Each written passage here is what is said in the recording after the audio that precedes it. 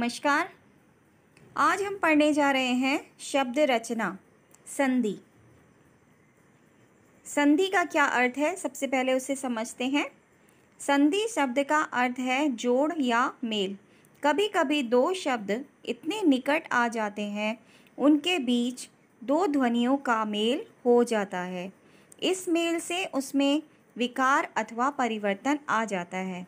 किस प्रकार, देखिए, सुर प्लस ईश, दो शब्द हैं हमारे पास। पहला है सुर, दूसरा है ईश। दोनों को मिलाने पर बन गया सुरेश। हिम प्लस आलय, दोनों को मिलाया तो बन गया हिमालय। देव प्लस ऋषि, दोनों में संधि करने पर शब्द बना हमारे पास देवर्षि। पर प्लस उपकार, संधि करने पर बन गया परोपकार। तो पहले जो अक्षर हमारे पास, पहला जो शब्द हमारे पास बन के आया है सुर प्लस ईश, दोनों को जोड़ने पर, तो सुर शब्द का आखिरी वर्ण है र और उसमें अ की मात्रा है। ईश शब्द का पहला वर्ण है ई, तो अ और ई को मिलाने पर विकार उत्पन्न होता है, यानी जो परिवर्तन आता है वो है कि वो दोनों मिलकर ए बन जाते हैं। इसी तरीके से हिम प्लस आलय, पहला दो शब्द कौन कौन से हैं, हिम और आलय। तो पहला शब्द है हिम, पहले शब्द का आखिरी वर्ण जो है वो है म, तो म में अ की मात्रा है, और आलय, आलय में आ की मात्रा है, तो अ प्लस आ मिलाकर बन गया आ। ठीक है, जब समान स्वर आते हैं तो जो बड़ा स्वर होता है वो बन जाता है। देव प्लस ऋषि, देव में फिर से वही व में अ मिला हुआ है, ऋषि में री, तो अ और री को मिलाने पर बन गया अर, और शब्द बना हमारा देवर्षि। पर प्लस उपकार, र में फिर से अ है और दूसरे शब्द का पहला वर्ण ऊ है। अ और ऊ को मिलाने पर विकार उत्पन्न होता है ओ, और हमारा शब्द बनता है परोपकार। तो आपको समझ में आ रहा होगा कि किस तरीके से संधि में जब हम दो शब्दों को मिलाते हैं तो उनमें शब्दों के मेल तो हम करते हैं, लेकिन शब्दों का मेल किस प्रकार से होता है कि जो पहला शब्द है उसका आखिरी वर्ण और जो दूसरा शब्द है उसका पहला वर्ण, उन दोनों वर्णों में आपस में संधि हो जाती है और एक नया शब्द बनता है। परिभाषा के तौर पे हम बोल सकते हैं, पहले शब्द के अंतिम और दूसरे शब्द के पहले वर्ण जब मिलते हैं तो उनके रूप में जो परिवर्तन आ जाता है उसे हम संधि कहते हैं। यहाँ तक आपको समझ में आ गया होगा। इसके बाद है संधि विच्छेद। अभी जो मैंने आपको बताया था वो था संधि, यानी दो शब्दों को जोड़ना। संधि विच्छेद क्या होता है? संधि हुए शब्दों को अलग अलग करना संधि विच्छेद कहलाता है। तो जिस तरीके से अभी मैंने आपको दो शब्दों को जोड़कर दिखाया था कि दो शब्दों को जब हम जोड़ते हैं तो उसमें जो परिवर्तन आता है उसे हम संधि कहते हैं। तो और संधि विच्छेद किसे कहते हैं? जब हम दो जुड़े हुए शब्दों को अलग अलग करते हैं उसे हम संधि विच्छेद कहते हैं। जैसे देवेंद्र शब्द है, पहला शब्द है देवेंद्र, तो इनको जब हम संधि विच्छेद करेंगे तो ये बनेगा देव प्लस इंद्र। अभी मैंने आपको बताया था अ और ई मिलके ए बन जाता है ना। तो यहाँ पर जब हमने इनको अलग अलग किया तो ये वापस देव प्लस इंद्र में आ जाएगा। इसी तरीके से कपीश, कपि प्लस ईश। पुस्तकालय, पुस्तक प्लस आलय। परमेश्वर, परम प्लस ईश्वर। ठीक है, तो आप देख रहे हैं ना, पुस्तक, पुस्तक का आखिरी वर्ण क्या है? क, और क में कौन सा स्वर है? अ। और आलय का पहला शब्द क्या है? पहला वर्ण क्या है? आ, यानी क का अ और आलय का आ, अ और आ मिलकर आ बन गया और हमारा शब्द बना था पुस्तकालय। तो जब हमने इनको अलग अलग किया तो क्या बन जाएगा? पुस्तक प्लस आलय। इसी तरीके से बाकी शब्दों में भी है। तो यानी जब हम शब्दों को अलग अलग करते हैं, यानी संधि हुए शब्दों को जब हम अलग करते हैं तो वो संधि विच्छेद कहलाता है। अगला है हमारा संधि के भेद। यह तो हमारे को समझ में आ गया कि जब हम दो शब्दों को मिलाने के लिए उनके वर्णों को जोड़ते हैं तो वो संधि कहलाता है। लेकिन वो वर्णों को जो जोड़ने की प्रक्रिया है उसके लिए कौन कौन से नियम होते हैं, उस नियम के तहत हमने संधि को बांटा है। तो संधि के 3 भेद होते हैं। कितने भेद हैं संधि के? 3 भेद हैं। पहला है स्वर संधि, दूसरा है व्यंजन संधि, तीसरा है विसर्ग संधि। तो संधि के कुल कितने भेद हैं? 3 भेद हैं, स्वर संधि, व्यंजन संधि और विसर्ग संधि। इस कक्षा में छठी कक्षा का सिलेबस है, तो छठी कक्षा के अनुसार इस कक्षा में सिर्फ आपके पास स्वर संधि है, तो आगे हम स्वर संधि को ही विस्तार से पढ़ेंगे। तो संधि के भेद आपको समझ में आ गए। स्वर संधि, जब पहले शब्द के अंत में और दूसरे शब्द के आरंभ में स्वर होता है। अभी मैंने आपको पढ़ाया था विद्या प्लस आलय, तो विद्या में पुस्तकालय, पुस्तक में क में अ था और आलय में भी आ था, यानी दोनों वर्ण कैसे थे? वो दोनों वर्ण कैसे थे? स्वर थे। ठीक है, दोनों ही स्वर थे। तो जब स्वरों का आपस में मेल होता है, यानी पहले शब्द के अंत में भी स्वर है और दूसरे शब्द के आरंभ में भी स्वर है, तो वहाँ पर कौन सी संधि होती है? वहाँ पर स्वर संधि होती है। यानी वो 2 वर्णों के बीच में जो मेल होता है वो स्वर संधि कहलाती है। स्वर संधि को हम 5 भागों में बांट सकते हैं: दीर्घ संधि, गुण संधि, वृद्धि संधि, यण संधि और अयादि संधि। ठीक है, सबसे पहले है दीर्घ संधि। तो दीर्घ संधि में क्या होता है? जब एक ही स्वर के ह्रस्व और दीर्घ दोनों रूपों का मेल होता है तो दोनों मिलकर दीर्घ हो जाते हैं। यानी अ, कुछ पहले बताओ स्वर कौन कौन से होते हैं? अ, आ, ई, उ, री, ए, आई, ओ, औ। ये सारे हमारे क्या हैं? स्वर हैं। तो अब क्या होता है कि जो छोटे जो समान स्वर हैं, जैसे अ और आ, ये एक ह्रस्व स्वर है और दूसरा दीर्घ स्वर है। तो जब ह्रस्व और दीर्घ स्वर को हम मिलाते हैं तो क्या होता है? उसमें परिवर्तन क्या आता है कि वो दीर्घ स्वर में बदल जाता है। अगर ह्रस्व स्वर और ह्रस्व स्वर का मिलान करेंगे तब भी दीर्घ स्वर बनेगा। अगर जैसे अ प्लस अ मिलाया तो क्या बन गया? आ। इसी तरीके से अ में अगर आ जोड़ रहे हैं तब भी आ ही बनेगा। इसी तरीके से अगर आ और आ का मिलान करेंगे हम तब भी क्या बनेगा? आ ही बनेगा, यानी उसमें दीर्घ स्वर ही आएगा। इसी तरीके से ई और ई को मिलाएंगे, छोटी ई और छोटी ई तो बड़ी ई, छोटी ई प्लस बड़ी ई तब भी बड़ी ई, छोटी ई बड़ी ई तब भी बड़ी ई। यानी ई वर्ण को अगर हम मिला रहे हैं ह्रस्व और दीर्घ, या ह्रस्व को ह्रस्व से मिला रहे हैं तब भी उसमें दीर्घ स्वर ही बनेगा। इसी तरीके से ऊ के साथ भी होता है। ठीक है, समझ में आ गया आपको? यानी जब हम समान स्वरों को मिलाएंगे तो उसमें से जो परिवर्तन होगा वो दीर्घ स्वर हो जाएगा।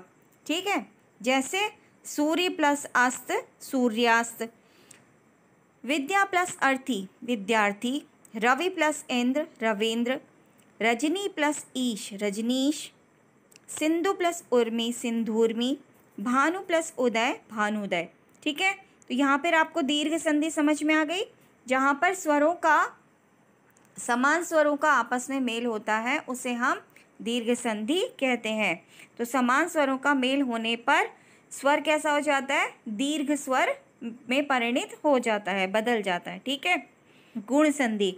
गुण संधि को समझने के लिए आपको याद रखना पड़ेगा कि इसमें किस किस प्रकार के परिवर्तन होते हैं। देखिए, सबसे पहला ये है कि अ और आ के बाद, अ और आ के बाद यदि ई आ रहा है, छोटी ई या बड़ी ई, तो वो ए में बदल जाएगा। किस में बदल जाएगा?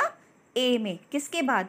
अ और आ के बाद यदि ई और ई आ रहा है तो वो ए में बदल जाएगा। इसी तरीके से अ और आ के बाद यदि ऊ आ रहा है, कौन सा ऊ? छोटा ऊ हो चाहे बड़ा ऊ हो, अ और आ के बाद यदि ऊ आ रहा है तो वो ओ में बदल जाएगा। इसी तरीके से री के बाद, अ के बाद यदि री आ रहा है ठीक है। अ के बाद यदि री आ रहा है तो वो अर में बदल जाएगा। समझने की बात यह है कि अ के बाद अगर ई आएगा तो वो ए में बदलेगा, अ के बाद यदि ऊ आएगा तो वो ओ में बदलेगा, और अ के बाद अगर री आएगा तो वो अर में बदल जाएगा। यानी गुण संधि में 3 प्रकार के परिवर्तन होते हैं। अ और ई मिलने पे ए बनेगा, अ और ऊ मिलने पर ओ बनेगा, अ और री मिलने पर अर बनेगा। आपको सिर्फ इतना ही याद रखना है कि क्या परिवर्तन है, ई, ऊ और री, इनके साथ जब अ मिलता है, यानी इनसे पहले जब अ आता है तो अ के साथ अगर ई आ रहा है तो वो ए बन जाएगा, अ के साथ यदि ऊ आ रहा है तो वो ओ बन जाएगा, अ के साथ अगर री आ रहा है तो वो अर बन जाएगा। ये 3 परिवर्तन गुण संधि को बताते हैं। गुण संधि का उदाहरण देख सकते हैं आप। अ और ई को मिलाने पे ए जो बन रहा है, नर प्लस इंद्र नरेंद्र, सुर प्लस सुरधन ईश सुरेश, महा प्लस इंद्र महेंद्र। ठीक है। इसी तरीके से अ और ऊ को मिलाने पर ओ में जो परिवर्तन हो रहा है, सूर्य प्लस उदय सूर्योदय, जल प्लस ऊर्मी जलोर्मी, महा प्लस ऊर्जा महोर्जा। इसी तरीके से अ और री को मिलाने पर जो अर बन रहा है उसको किस तरीके से, राज प्लस ऋषि राजर्षि, महा प्लस ऋषि महर्षि।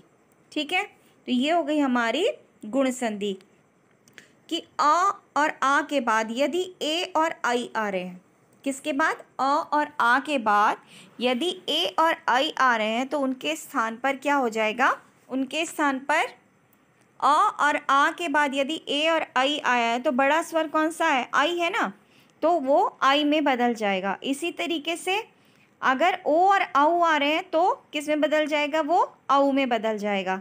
यानी आई और औ दोनों बड़े स्वर आएंगे, यानी इसका मतलब क्या है कि यहाँ पर वृद्धि हो जाती है। ठीक है। तो अ प्लस आ और ए प्लस आई मिला के बनेगा आए। ठीक है। इसी तरीके से अ और आ के साथ यदि ओ और औ जुड़ेगा तो क्या बन जाएगा, औ। ठीक है। तो इसलिए इसको यहाँ पर क्योंकि वृद्धि होती है तो इसलिए हम इसको बोलते हैं वृद्धि संधि। इसके उदाहरण देख लीजिए। मत 1 + 1 एकक, मत प्लस ऐक्य मतैक्य, सदा प्लस एव सदैव, महा प्लस ऐश्वर्य महेश्वर्य, जल प्लस ओज जलौज, वन प्लस औषधि वनौषधि, महा प्लस ओज महोज, महा प्लस औषधि महोषधि। ठीक है। तो आपने देखा कि अ के साथ जब ए मिल रहा है या आई मिल रहा है तो वो आई में बदल जा रहा है, और अ और आ के साथ जब ओ या औ जुड़ रहा है तो वो औ में बदल जा रहा है। तो इसको बोलते हैं हम वृद्धि संधि। इसके बाद है आपका यण संधि। यण संधि में क्या होता है कि ई और ऊ, ई और बड़ी ई, इसके बाद यदि कोई भी असमान स्वर आता है, किसके बाद, छोटी ई और बड़ी के ई के बाद अगर कोई भी असमान स्वर आता है, या असमान स्वर से क्या मतलब है, यानी उस छोटी ई और बड़ी ई के साथ ई अगर नहीं आ रहा है, उसके जगह पर आ रहा है, आ रहा है, तो वो किस में बदल जाएगा, वो य में बदल जाएगा। ठीक है। और वो य कैसा होगा, आधा। कैसा होगा वो य, आधा स्वर आएगा, यानी आधा या में बदल जाएगा। छोटी ई और बड़ी ई के बाद अगर कोई भी असमान स्वर आएगा तो वो य में बदल जाएगा। उसके बाद ऊ और ऊ, उसके साथ में कोई असमान स्वर है तो वह व में बदल जाएगा। इसके बाद री, री के साथ अगर कोई असमान स्वर आ रहा है तो वो अर में बदल जाएगा। समझ में आ रहा है आपको? कोई असमान स्वर आ रहा है तो वो व में, और री के बाद अगर कोई असमान स्वर आ रहा है तो वो र में बदल जाएगा। समझ में आ गया? इसको बोलते हैं हम यण संधि। ठीक है। इसके उदाहरण देख लीजिए। यदि प्लस अपि, तो द और अ मिलके, द में छोटी ई की मात्रा है तो ई और अ मिलके बन गया य, तो द में य जुड़ गया द्य, यद्यपि। ई और आ मिलके फिर वापस य बन गया, तो ये हो गया इत्यादि। ठीक है, कैसे बना समझ में आ रहा है आपको? देखिए ता पे छोटी ई की मात्रा लगी हुई है, लगी है ना, तो छोटी ई की मात्रा होने के कारण वो क्या बन जाएगा, य बन जाएगा, और उसके आगे आदि जुड़ा हुआ है तो वो य में आ की मात्रा आ जाएगी और बन जाएगा इत्यादि। ठीक है, इसी यानी कि कहने का मतलब ये है कि अगर छोटी ई है तो वो किस में और उसके बाद अगर आ स्वर आ रहा है तो छोटी ई की मात्रा य में बदल जाएगी। छोटी ई की मात्रा को किस में बदलना है, य में। ठीक है, यदि प्लस अपि, यद्यपि, इति प्लस आदि, इत्यादि, प्रति प्लस एक, प्रत्येक। इसी तरीके से तो प्रति प्लस एक, प्रत्येक। फिर नदी प्लस आमुख, फिर बड़ी की मात्रा य में बदल जाएगी तो ये हो जाएगा नद्यामुख। समझ में आ गया आपको? यदि प्लस अपि, यद्यपि, इति प्लस आदि, इत्यादि, प्रति प्लस एक, प्रत्येक, नदी प्लस आमुख, नद्यामुख। इसी तरीके से ऊ के बाद अगर कोई असमान स्वर आए तो वो व में बदल जाता है, जैसे अनु प्लस आय, अन्वय, सु प्लस आगत, स्वागत। इसी तरीके से री के बाद अगर कोई असमान स्वर आए तो वो र में बदल जाता है, जैसे पितृ प्लस आज्ञा, पित्राज्ञा, मातृ प्लस इच्छा, मातृच्छा। ठीक है, तो ये है आपकी यण संधि। संधि में क्या होता है, ए आई ओ औ, इनके बाद यदि कोई असमान स्वर आए तो ये क्रमशः ए आय में, आई आय में, ओ अव में और औ आव में बदल जाते हैं। समझ में आ रहा है आपको? ए किस में बदल जाएगा, आय में, आई किस में बदल जाएगा, आय में, ओ अव में और औ आव में बदल जाते हैं। इस तरीके से इसमें परिवर्तन आता है। ठीक है, जैसे ने प्लस अन तो मिला के बन गया नयन, गय प्लस अक यानी आई और अ को मिला के क्या बन गया, आय, तो ये हो गया गायक। ओ प्लस अन, ओ और अ को मिला के क्या बन गया, अव। ठीक है, ओ और अ को मिला के बन गया अव, तो ये शब्द बन गया हमारा पवन। ओ प्लस अक, ओ और अ को मिला के बन गया आव और शब्द बना हमारा पावक। ठीक है, तो इस तरीके से ये हो गई आपकी अयाधि संधि। तो ये आपका संधि का चैप्टर है, तो आपको सब समझ में आ गया होगा कि संधि किसे कहते हैं, संधि के कितने भेद हैं, स्वर संधि के कितने भेद होते हैं, और स्वर संधि में के जो भेद हैं, दीर्घ संधि, गुण संधि, यण संधि, वृद्धि संधि और अयाधि संधि, ये सभी आपको अच्छे से समझ में आ गई होंगी। तो आज के लिए इतना ही, धन्यवाद।